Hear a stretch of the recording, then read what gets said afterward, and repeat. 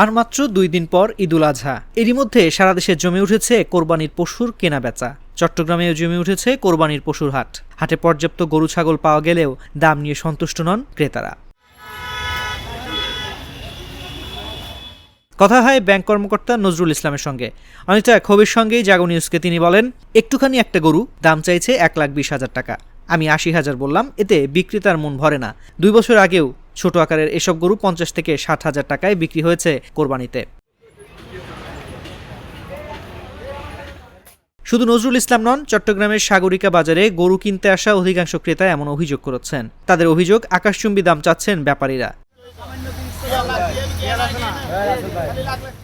শুক্রবার সরেজমিনে দেখা যায়, সাগরিকা বাজারে 2 মনের বেশি ওজনের গরুর দাম চাওয়া হচ্ছে 1,10,000 থেকে 1,30,000 টাকা। এছাড়া 5 থেকে 6 মনের বেশি ওজনের গরুর দাম চাচ্ছে 2.5 থেকে 3 লাখ টাকা। বিক্রেতারা বলছেন, পশু খাদ্যের দাম বাড়ার কারণে গত বছরের তুলনায় 20 থেকে 30,000 টাকা বেশি পড়েছে গরুর দাম। এর সঙ্গে যুক্ত হয়েছে খাইন ভাড়া ও পরিবহনের মতো বাড়তি খরচ।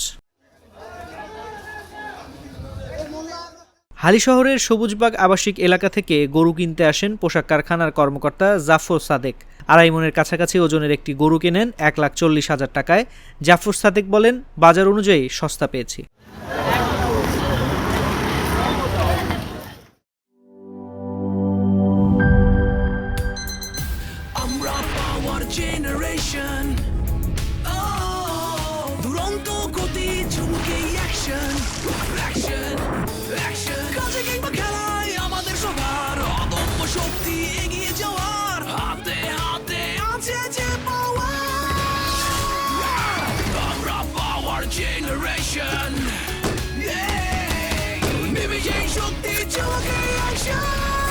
Power, Chumuke Action.